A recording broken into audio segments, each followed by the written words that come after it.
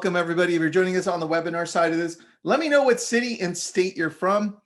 I always like to know, and also let me know how you're feeling today. You good, you're bad, you're down, you're happy. What's it like? What's it like to be you this morning? I'm pretty happy. Jake's pretty happy too. And Tessa's pretty happy as well. All right, we'll give it a couple more seconds. We're waiting for a few other people, and then we'll get things started. All right, I think that's enough. We got no responses? Oh, there we go. Palm Springs. Wait a second. Lori, you're in Palm Springs. Tessa is in Palm Springs today. So there you go. Dartmouth, very good. Thank you, Jake, for writing the title of this. Get your lead conversion MBA, massive bank account. Thank you. Richmond, Virginia, LA, St. Petersburg. I love that. That's where Alex, he's our web guy. He's in there. And Bryson, I'm in Malibu, Maplewood, New Jersey. If you're looking at my arm, I had this like fake tattoo over the weekend. My kids and I went to Universal Studios and we had the Harry Potter experience. So we did that. All right, let's go. I thought for a second we were going to talk about a real MBA, but we're not. We're just going to go right into this and make it happen. So I have an outline of 5 things when it comes down to really the follow-up. And this is the secret sauce. I took the weekend to create this. I was going to make a YouTube video out of this about 15, 20 minutes long, but I thought, why not do it right here and get you going. This is from years of experience of focusing on primarily online leads, and where we were getting thousands and thousands of leads a month. And we still do. We still get quite a few online leads a month. And we've seen that the process is sometimes really long and people get lost in this process. So I'm going to start off with 0. There are 5. If you include 0, it's 6. So excuse that. All right. 0. It starts with this. Set time to do it consistently. And these are the questions you need to ask yourself. I outlined 3 of them, so write them down. If you're taking notes, if you're doing anything on this one, here's the time you pause and you write these down. When, how, and who. When is what time of day? Like, when is this actually going to happen, right? Because a lot of the times we're like, yeah, I'm going to follow up later. Or when you set a task to follow up, it's like, later, and you don't know when. So when it pops up, and Jake's on the back end of this, he's our lead coordinator for Tristan and Associates. He knows that when we set up tasks, if we set it up at the wrong time, we don't end up doing it. It ends up being a pain and a hassle. It's almost spamming ourselves. So set up that one, which is when, what time of day, how are you going to do it? Are you going to pick up your phone and call them? Do you have a CRM that tells you everything? Do you have a list? Like I tell my agents, hey, look, we're going to be doing this follow-up process. We're going to be nurturing. We're going to be lead converting. Who are you lead converting right now? Who are you targeting? Are you calling past clients? Are you calling your sphere? Are you calling new leads? If you are, where's that list? What does it look like? Because the worst thing you can do is just pop everything up at the moment and be like, this is who I'm calling today. Hold on, let me check. I'm just going to grab my phone and do it on the fly. That doesn't work. That's reactive. And then the last question is who, right? Which is what I went over. Past clients, sphere, just listed, just sold, online leads, what? So that needs to be super clear. You need to set time to do this consistently, but you have to ask those questions. All right, number 1. These are the things you need to have no matter what, right? When it comes to lead conversion, when it comes to this follow-up process that's short or long, you need a CRM. So many times, so many people ask, well, what CRM are you using? And look, it does matter what CRM you use, but at the very beginning, I'm okay if you have an Excel sheet to do this out of. That's okay. I would want you to progress into something like Follow Up Boss, into Chime. If your brokerage has one and provides it for you, even better. The point is, you actually bring your phone, all these people in your database, this is your database, right? We just don't take time to convert it all, and bring them in to your actual CRM. You need a place to hold them all. And one of the secrets that we have is, let me grab it for you. I might pop up my Safari here or my Google Chrome. It's called MC Backup Pro. I'm going to share my screen with you.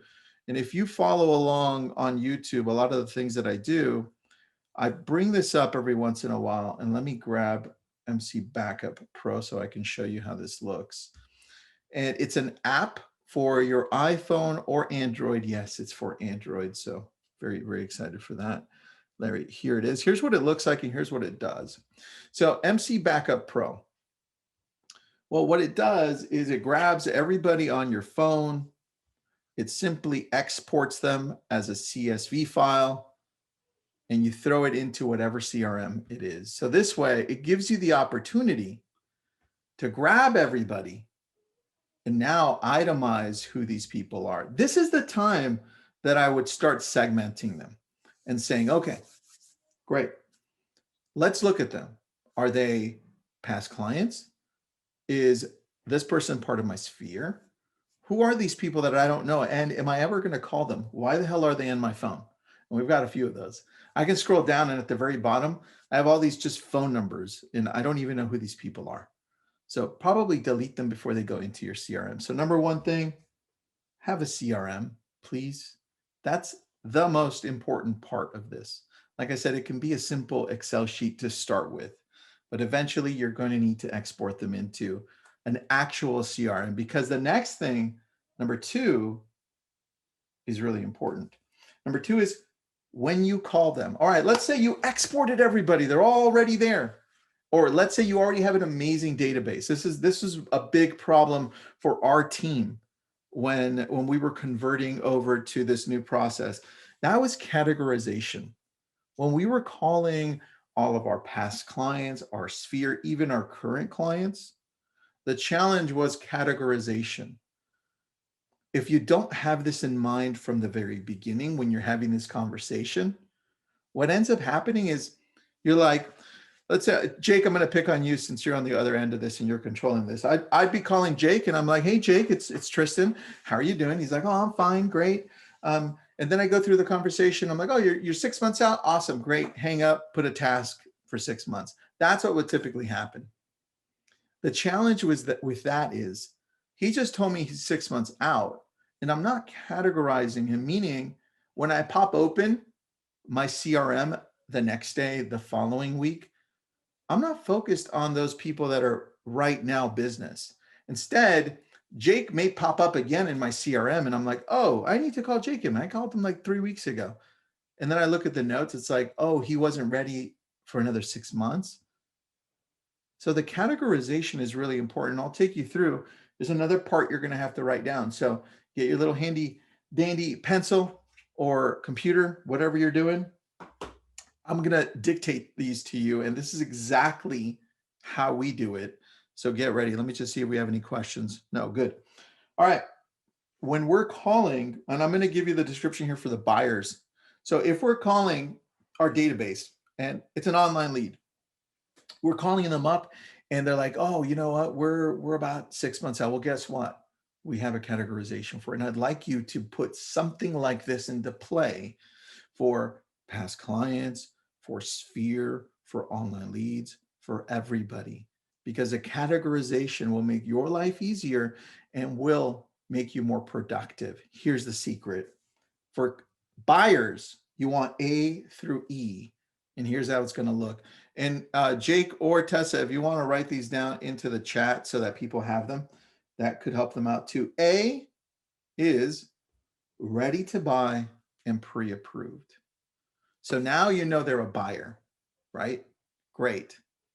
And you probably have the source. They're an online lead, whether it's Google, PPC, or Facebook, doesn't matter. A, ready to buy and pre-approved. B, just ready to buy, not pre-approved, right? So now all of a sudden, when you open up your CRM and you pop up through your filters, follow a boss, it's easy. I just go A, Bs. Boom, all the tags pop up with all of my A's and B's for the day. That way I know I'm focusing with my A's and B's. That's who you want to focus on. The challenge is we pop up our CRM and everything pops up and we're like, where do we start? And that's your fault. So A, B, now you have C, which is they're about 3 months out, 3 months out or a little more. That's what it would look like. So C, it would say buyer C, 3 months out or more. D is 6 months or more. And you're going to have a lot of these that are 6 months or more, but you have to know, right? 6 months or more. And then lastly, E, usually 12 months or more. And I just put automate. And that's where we bring in LCA Nurture, where they could automate a lot of our sphere there, or we can bring in Agent Legend. We can bring in something to automate some of these people. But the purpose of this is now, if I know it's an A or a B, yes, we're going to be calling them more. If they're a C or a D, that's when we start putting a little bit more automation into play, right? They have automated drips, whether they're emails or texts, voicemail drops, video email, video text. This way, we're mainly focusing with our A's and B's. We're not letting go of the ones that are going to be great. We're still calling them maybe every quarter or so, mixed with this automation. But we're focusing on the people that are ready right now, right? And the cool thing is we're also doing all the other things for our long-term nurture, like the Dare ads, which are now called just real estate ads, which is just retargeting on Facebook and Instagram, right? We're also retargeting them on Google. So our ads pop up there. And if they're really, really good clients that we know are going to possibly make a purchase over the next 6 months to a year, we go a step further and we send them things in the mail and so forth. But look, the point of this is you start categorizing people, because now, even when you go to, let's say, your past clients, and you're like, well, how do I categorize past clients? Well, you can do the same thing. If you know that some of your past clients or core sphere refer you, let's say they've referred you 2 or more clients in the process of them being in your core sphere or past clients, they're an A. If they've only referred you 1 ever, then they would be a B. If they would refer you somebody, but, oh, I got Dan over here, but, oh, Dan, I got this, man. You're good. You could just chime in. All right. So if you've got people in your sphere, your core sphere, or your past clients that are going to refer you somebody, but they never have, they would be a C. Like let's say Dan, I go to Dan and I'm like, Dan, had a great experience. And I'm like, hey, Dan, look, have you ever come across anybody? I know some people ask for referrals, some people don't, but let's say we are asking him and he had a great experience. And he said, you know what? Yeah, Tristan, of course, I'd find that is a C, right? Now I can look at it and categorize it as a C. Then D is somebody that I've just never been able to get a hold of, but probably would refer somebody, right? And then at E, they would never refer anybody to me, but still we kind of retarget them through Facebook and Instagram and all that. So let me see if we have any questions. Jake, did we miss anything? No, we're good. I don't believe so. All right, good. All right. So when we're looking at categorization here, now we've identified our past clients and our core sphere. Those are the people we would place onto something like LCA Nurture, right? And LCA Nurture, I'm happy that Dan jumped in right in the perfect time, but LCA Nurture is what we use to be able to touch them more authentically through texts, through emails that prompt them to say, hey, we're here, more authentic than just saying, hey, here's the latest property. Here's what's happening with interest rates, right? Which is what we get. We get spammed up every day. I delete those and I put them on my spam folder. But this allows you to be able to take this to that next level, right? And that automation, automation is really number 3 for me. And so, you know what's funny, Dan? This is how the world works, buddy. I had 5 things that I had written over the weekend for lead conversion that I was going to do a YouTube video on. And so I was like, oh, this is so perfect. Here it is, right? I wrote this whole thing down. I was like, this is fun. All right. So I'm on automation, number 3, right? And this is where I would look to your CRMs. If you're watching this, if you've got Follow Up Boss, if you've got Chime, if you've got whatever, even if your brokerage gives you one, like I know Command is given at Keller Williams and KV Core is given at EXP and so forth. Everybody's got something. So if you've got automation on there, great. But what I would really love you to do is take a look at, Tessa, can you drop LCA Nurture in there so people can see what it is? This is where automation comes into play with your sphere that's like super tight sphere and your past clients. Because this is what allows us to connect with them deeper. Dan, can you touch on my number 3 there since you created LCA Nurture, and then I'll go on to number. Yeah, absolutely, Tristan. Thank you so much for putting this together. And your audio is it sounds kind of staticky. That's the word. How's this? Is this better? Oh, way better. Way better. That's what happens when I switch from the headset to the Yeti. You win a prize. Boom. Yeah. We all win a prize. You can hear me without static. Sorry about that. That's all right, dude. All right. Tell me about LCA Nurture and why it's for past clients and your core sphere.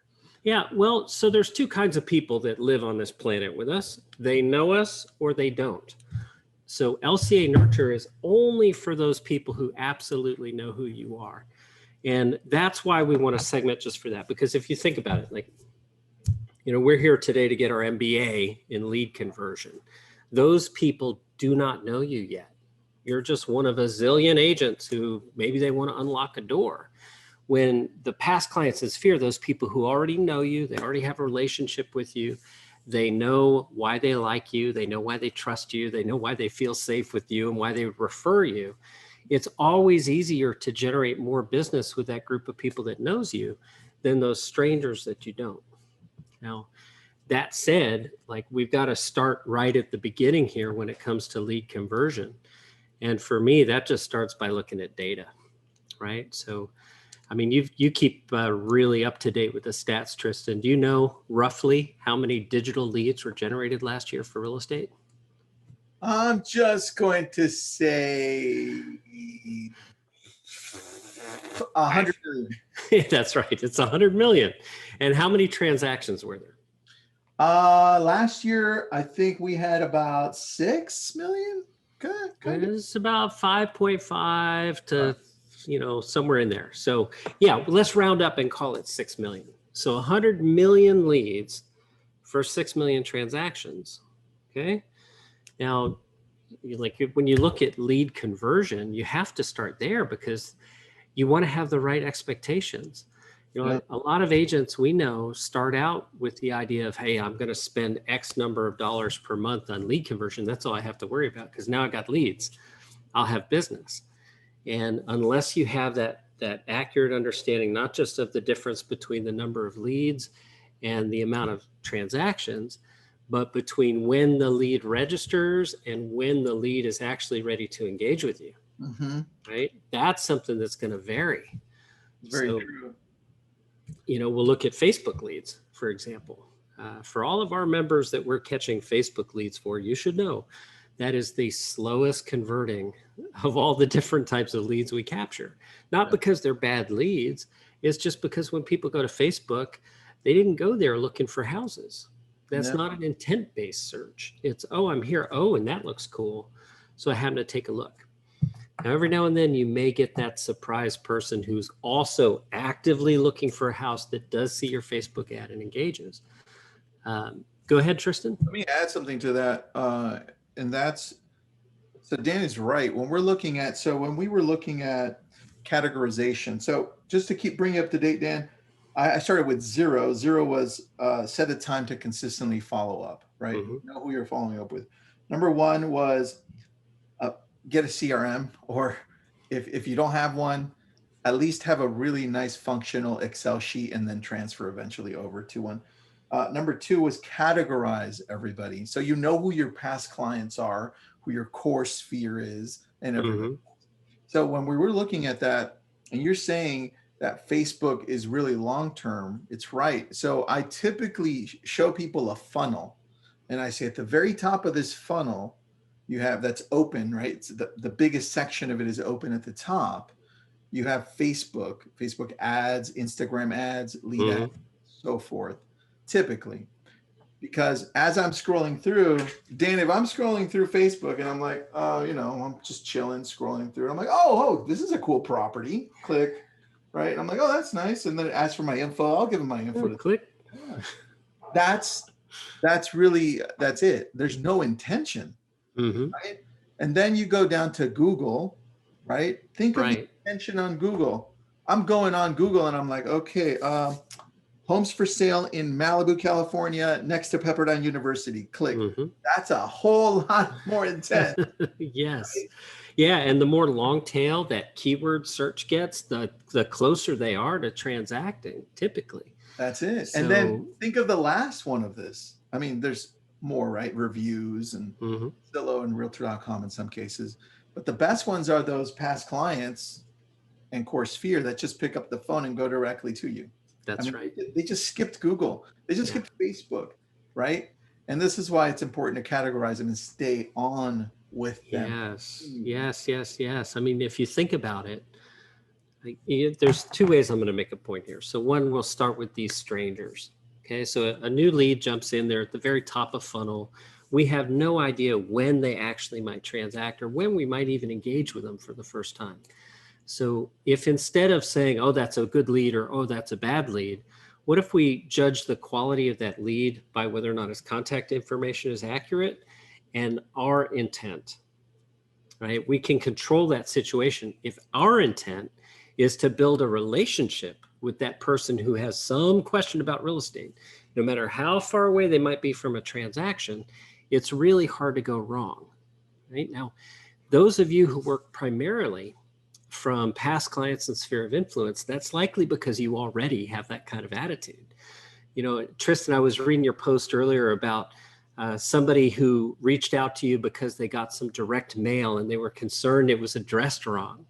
And you didn't say, oh, that guy's not buying and chuck it. You said, this is an opportunity to help someone who actually needs some help, right? So you built a relationship with him. Doesn't matter that you might not serve him for a long time to come. He's going to be forced to remember how awesome you were in that situation. So very true. That's really good, man. And I love that what you've created for this to keep us top of mind in that way, which is more value, more authenticity to the things that you email and text, right? Thank you for bringing that up, because we'll use this guy as an example. You took 20 minutes or so out of your day to talk with him, and then whatever time you spent separate from that getting ready to talk with him and doing the research and following up. So maybe you've got an hour and a half invested with him. That is a drop in a very giant bucket compared to the amount of time you spend when you're actually working with a client. Yeah. Okay, so you've got that much more invested in a relationship, and then the tendency is just to move on to the next one. Whew, that is such a mistake, right? There's so much value by really consistently reaching out and messaging those people you've worked to build a relationship with. Yeah. So I want to transition over to number 4. Mm-hmm. Keeping in mind LCA Nurture, because number 4 is going to help you with a lot of what we struggle with as agents. But look, I've been an agent for 17 years, and you better believe I still have issues picking up the phone and calling a past client that I haven't talked to for 8 years. And I don't know why I still have those that I haven't talked to for years, but I do. Okay, I do. Mm-hmm. And so, I'm like, what am I going to say? Dan, it's Tristan. It's been a long time. Chances are they probably feel the same way. All right. And it's still a struggle for me. So what I've done over the last couple of years is I created this simple process, and you probably need to write this down, guys. So get your pen and paper, get your computer. I created an acronym for me to be able to remember it, and then it's helped others. It's simply LCM, Larry Cat Mother, LCM. And what I do with this is I typically go to social media. So look, I've got LCA Nurture working in the background. All right. And now I go to social, and you know what? Let's pop my social open, Dan, just to show you what I do. All right. I'm going to pop open my Facebook, and here it is. All right. Let me just click that. All right. You can see my Facebook, Dan? I can. All right, perfect. So I'm going to start. This is my feed. This is my main feed. And with LCM, I do this. I find somebody that I'm following that's not a business, right? This is Agent Fire. It's a business. Travis. Oh, perfect. All right.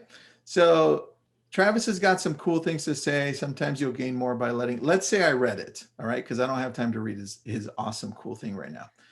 But let's say I click like, and I'm going to comment addition by subtraction. I didn't read it, so don't judge me, but I'm going to be like, love it. Okay. It has something to do with this right now.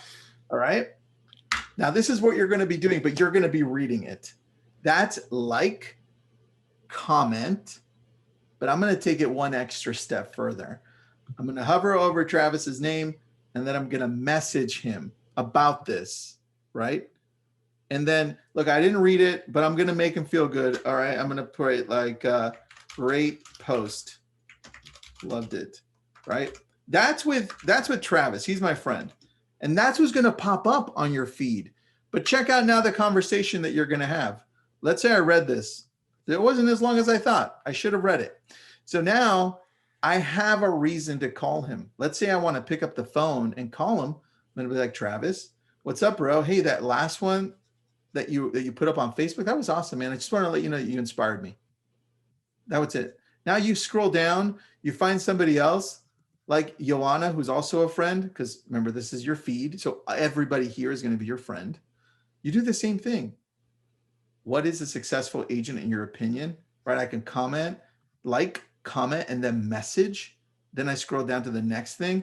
Julie is an old tenant of mine. She's not even an agent. She's just a friend. So this would be awesome because I'm seeing that her daughter graduated. So I would click it, comment, and then I would probably text her. Now, I haven't talked to Julie in about 3 years. I might even pick up the phone and call her and congratulate her. Now, do you see how I'm using social media to be able to connect with people deeper? Now I can pick up the phone and I have a reason to call. And it's not this crap about, do you have a minute to talk about business? Or I'm just calling to check in, to touch base. I mean, I don't want anybody touching my bases. First of all, no base touching. No base. Dan and I don't like base touching. Right. And so I'm just checking in. Like, how many times do you follow up with someone where all you've got to say is, I'm just checking in? Like, we can do better, right? We got to ask a question. Well, that's why I love this. I love what you've created, because now I'm doing this on the side, right? These are the people that I know, both on Facebook and Instagram, 20 times a day. But I also can rely on the automated part, right? Yeah. Mm-hmm. Function and to be authentic, to allow me to connect with people, right? Yeah. Can I show you something cool inside LCA Nurture? Dude. While we're on the topic of social, I think this would fit right in. So what you're talking about, Tristan, is engaging with the posts that they've made, right? Yeah. And then the other half of that challenge is, well, what the heck do I post? And, so many times the answer for agents seems to be, well, my listings, my open houses. And what we've shown is that when we simply post content that start conversations on real estate related topics, we can create a lot of useful engagement there for agents. So I'm just scrolling through, right? This is a big library that we update once every 2 weeks. Okay. And now to illustrate your point, like, I'm going to pull over my Facebook here from another window. So here is Adrian Martinez taking one of these posts, and he's got comments and likes. And our advice would be, as people are engaging with your content, go ahead and engage with them. Like what they're posting, comment back to them, make sure you're sharing that sort of thing. I mean, dude, on top of that, leave that open because it goes with what I'm going to say. Yeah. Okay. Now, Now, as you're doing LCM, right? Like comment message, you're doing this on the side. This is not on your feed. You're doing this on the side. And now when people see you messaging them, they're like, oh, Dan, it's been a while. They message you back. But you know what else they're going to do? They're going to go check out your profile. And if you've got things that are engaging like this, they're going to engage with you. And they're going to start sharing it if it's something that prompts them to want to share. That's an important thing to note. And then one other advantage here is that the way we've set this up from LCA Nurture, this is not third-party robot posted content, right? This is you copying the text, you downloading the image, and then pasting it on your social media. So, you better believe Facebook, Insta, Twitter, so on and so forth, they can tell the difference when it's somebody's servers pushing content and when it's you, their member, pushing content. Yeah. So that they tend to share it more and you get more engagement on these posts with this strategy. I love that. Dan, question from the Facebook side. Sure. Mm-hmm. We've got somebody asking, oh no, it's on the webinar side. It says, Ruby says, came in late. How is this different? Ruby Raymond. Yeah, I know Ruby. Hi, Ruby. From Chirp. Sorry, I keep talking over you, Tristan. It's like we're old friends on Zoom. We kind of are. Craziness. Man. So yeah, Ruby is such a great lady. Like everybody should get to know some Ruby Raymond. She is truly amazing. And there's lots of ways that we provide value to our members. What we're doing with LCA Nurture that's a little bit different than what we do with Chirp and the other products we create at Happy Grasshopper would be we're interfacing directly with Tristan and with Nick. So we get their input on content. Tristan and Nick both have the opportunity to create and suggest messaging. Each of them have had a voice in guiding the development path that we've taken with this service. So, aside from the branding, which we've got this super cool LCA Nurture branding here instead of the Chirp branding. But for those of you who may not know, we do a lot of work at Happy Grasshopper to help brokerages with recruitment. And one of the ways we help them is by providing our service like LCA Nurture in the branding of the brokerage. So, that really helps the broker provide more value to their agents. And of course, it helps the agents generate more opportunity from their past clients in Sphere. I love that, man. I love that. All right. So we also had a couple of requests on our Facebook community for the link. So I just dropped it there. All right, Dan, I've got my number 5 point, but before that, anything you want to go into? Because I've gone through 0 was set a time to do this consistently. Number 1, you have to have a CRM and Excel sheet. And I also said, look, if you don't have one or everybody's on your phone, get MC Backup Pro on your phone and it exports a CSV file so you can dump it, your whole phone, into an actual CRM, or you can use it to export into LCA Nurture too. Next, that's right. Calling everybody, categorize them. You need to categorize so you don't just blindly go in and be like, well, what's my follow-up look like today? Or what's that lead conversion look like today in your head? Who are you contacting? Who are you targeting? Number 3 was automation. I brought up LCA Nurture. Number 4 was social media. Connect with them through LCM and be able to use social media so you can connect with them better, right? Those are my 4, well, 5 if you count 0. And number 5, as you grow, this is what I've done. Let me see if I can share this with you. It freaks people out sometimes, but I'm gonna share it anyway. All right, I'm gonna show you something that I created over the last year and a half. I don't have all of these positions filled. This is just a virtual staff org chart. So don't feel pressured when you're looking at this, right? But this is what something like this is what you would eventually want to have with a local team, a VA team. Right now we have 18 virtual assistants. That's not including our United States staff, right? But as you grow, you definitely need to start looking at making sure you're hiring the right people, right? And as real estate agents, as business owners, because that's what we are, we need to start looking at who's going to fill this spot to start giving you more time to do the things that'll grow your business, right? And that'll produce more money for you. Like, Dan, what's your passion, dude? What is your absolute passion that you wouldn't replace? What is that? Oh, it's what I do for a living at Happy Grasshopper.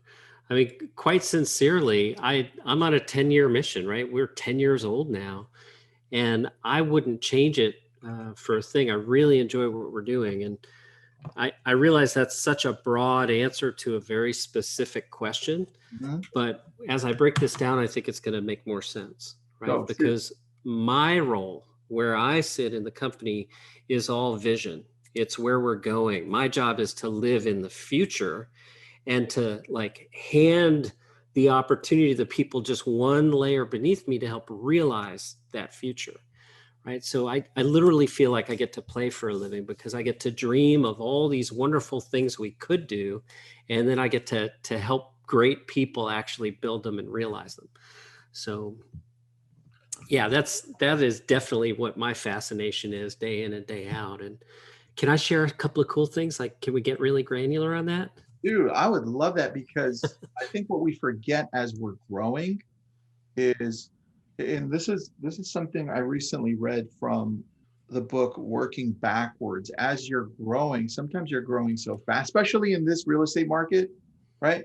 Multiple offers, like 80 plus offers. Oh my gosh, I'm showing 80 properties to one client and that we don't get anything. It's a lot. So as you're growing and you're getting bombarded from all these things, sometimes we get caught in the things that aren't our passion. And it's easy to do. Yeah. I mean, who feels passionate about call blocking for 2 hours a day? No. Like, some people don't, but I know people who love the fact that they can sit in their room, have the AC cranked to freezing, and earn a living without getting out of their chair, right? Some people love that, dude. Yeah, what's passionate for one person does not need to be a passion for someone else. There's so many ways to be successful in real estate. You're responsible is to figure out what you're really good at, what you're drawn to, follow your fascination deeply into that thing, and then become the best person in the universe at doing it. That's how you continually innovate, because you're so passionate about what you're doing, and you replace the things that you're not passionate about with other amazing people and talents. That was the purpose of the org chart, right? But let's get granular, Dan.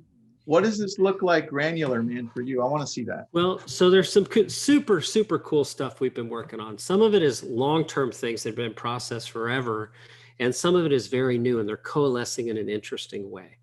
So, the old concept of you measure something and it gets better, right?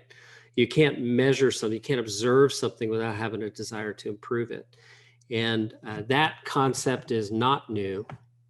I read a book called Clockwork by Mike Michalowicz. Have you read that book? Yeah. Dude, we had him on a podcast. Yeah. Motorbike Mike is awesome. I attended the Clockwork conference and I sat with his team and, we looked at some things and we had to decide, well, what is our queen bee role? What is the one thing we do that is most important? And that's such a huge, challenging question. So I thought about it for a while, and what I came up with is our most important thing that we do is create messaging that generates a response. Our job is to start conversations for people. We can't have the conversations for them. We have to create the content that allows those conversations to exist. So we started building this engine, and we fed every message we've created in 10 years into this engine. And we classified it using Google's natural language AI, right? So we've taken every component of every message we've understood, we've written, and we've understood it in relation to data for open rates, reply rates, unsubscribe rates, frequency of deliverability. And what this has allowed us to develop now is this, we call it queen bee reporting, where we can see exactly how well we expect a campaign to perform, exactly how well we would expect an individual message to perform. And we built it in such a way that we're constantly learning.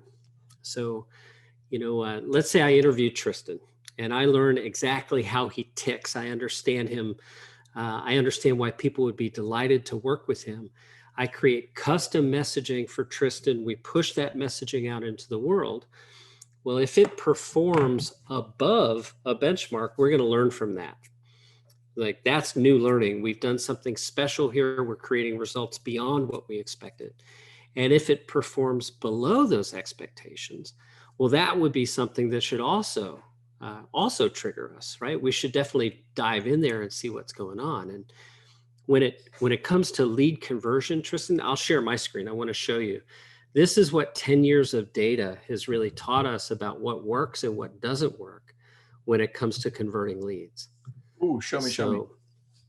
You know, every single agent database is going to have some of these components. Don't let it bother you if you don't have all of them. That's fine. So, you know, most people are going to have some amount of leads that need to be re-engaged.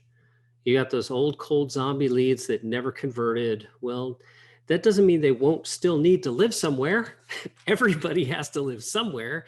We just need a different strategy for these than we would for a brand new lead that's just captured. So when we start with re-engagement, what we're looking at really trying to do is create a new conversation with old data. So if you want the formula for creating engagement, it's raise their curiosity and leave it unresolved. That's what works. You got to raise that curiosity and leave the curiosity unresolved. So when we start, of course, we need to re-engage the existing database. Now, for new leads that are captured, they must be acknowledged according to the source. Then we have to position you to them so they understand why they should actually want to work with you. And then they have to be nurtured over the extreme long term.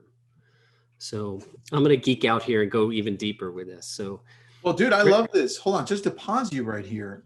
I think this is important for everybody just to take a snapshot of, because it allows you to understand what we were going through with number 2, which was categorization. Now you're becoming clear. It's like, okay, when you go through this, well, now you know where they belong after, right? And how to contact them. This is awesome, bro. Well, thank you, Tristan. So, you know, think about how many different lead sources you have. Like, what's your guess, Tristan? I don't know. You tell me. I'm lost on this one. I mean, your personal lead sources, I know you're getting leads from Ylopo. What we got? They're routed into Follow Up Boss. You've got your YouTube strategy. I mean, it's a long list of ways you generate leads. We have a lot of sources. We even do mailers, right? We have old school methods and new school methods. Tons and tons of things. So, you know, this is Tristan, right? Tristan is not your everyday average agent. He's got a pure system, a structure. He's really worked out all the complications. So if you're watching this and you've got one lead source, well, that's just the same process. It's just simpler. You know, what I'd ask you to think about is, what is the right way to acknowledge a new lead source, right? Or a new lead, excuse me. It's according to the source that it comes from, and it's also according to the time of day that the lead is captured. So, you know, we might set up a different acknowledgement process based on the way an organization has their response structure mapped out. Like, if I have an ISA team and a pond, and I'm distributing leads by geography to agents that are spread out all over the place, I need a different acknowledgement sequence than if I'm a solo agent working alone. You know, sometimes an ISA team can always engage right away as soon as the lead is captured. Other times it's a solo agent who may check their leads twice a day.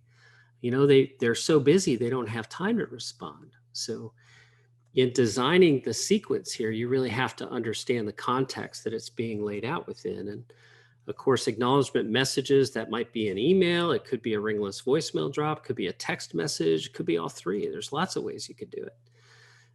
Very true, man. I think I want to add one part to this, because the positioning, between positioning and what happens next, since, like, for instance, with Follow Up Boss, we've got a pixel. It's a Follow Up Boss pixel. We're able to see where they come through from our website. Did they come through looking at specific properties?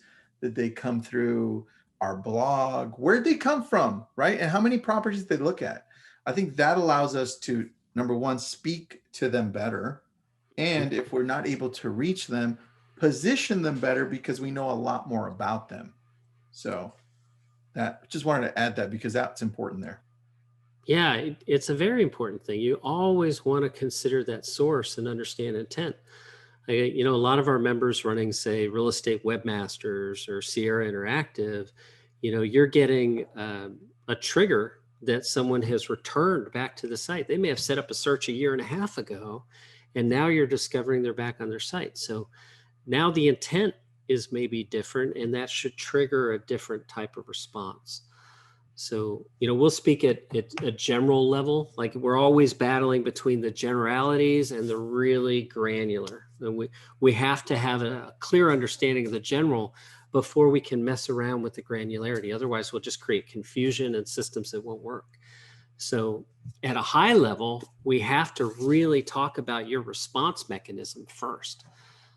Are you a solo agent? If you are, that's a lot different response mechanism than if you've got a team. If you have a team, do you have an ISA? Are they an in-house ISA? Are they a third-party ISA? Is it one or is it multiple? What hours of the day? What geographies do they cover?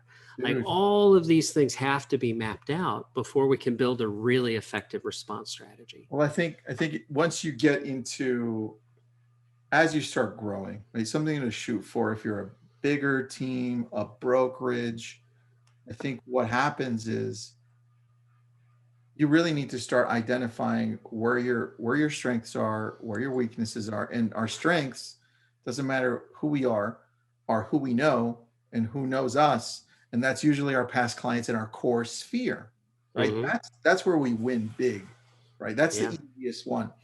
And then if we have enough, like if we're growing, we have enough resources to apply, that's where I would say, hey, you know what, Dan, maybe it's time that you actually hire one person to take care of your past clients in core sphere, teach them how to use LCA Nurture, go deep into it, and you're not going to lose anybody or lose less people, right, anymore, which is great. I think that's the key to this because, dude, I'm seeing a lot of people get something like this and they just leave it there and it's like, yeah, it'll work.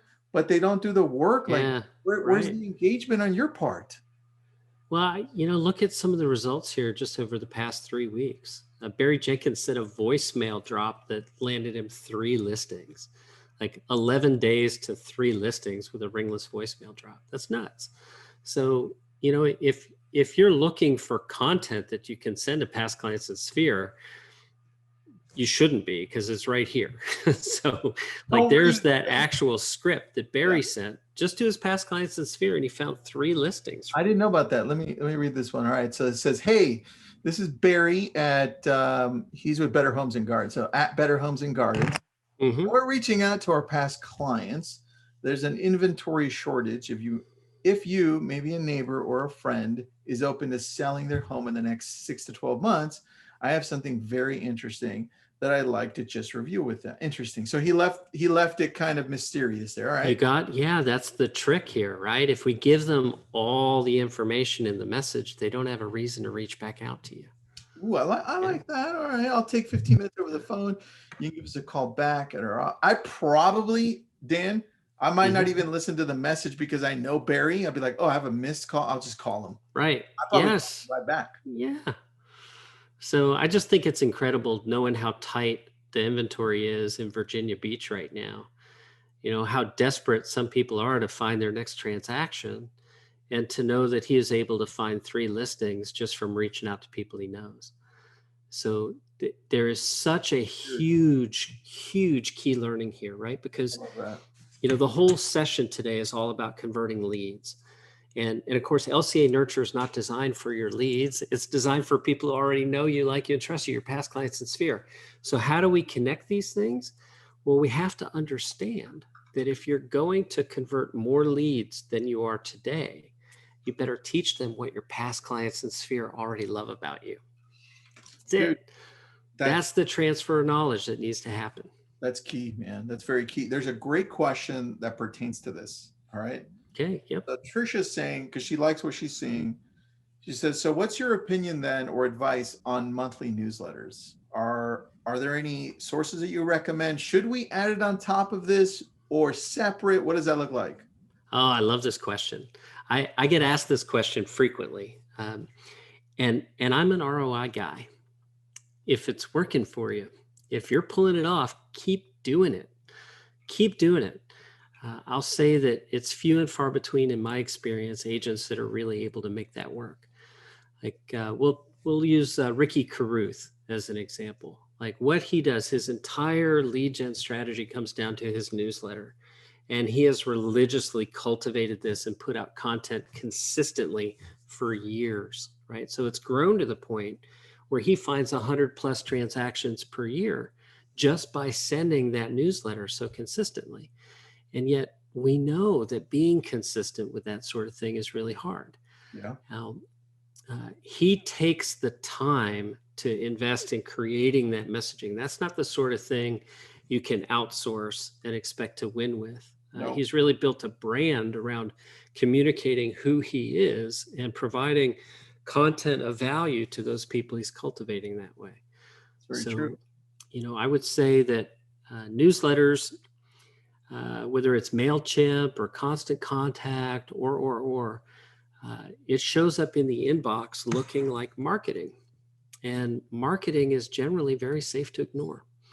So that's something else I just ask you to consider. Marketing is hugely important. Email marketing specifically has incredible value when it's done the right way. You know, if it's time to buy a widget, send a gift card, renew your domains on GoDaddy, that sort of email marketing makes sense. It's a digital thing that's done quickly. For real estate transactions, it's nobody's swiping a credit card, nobody's buying their next house online. It makes a lot more sense to send content that creates a conversation between you.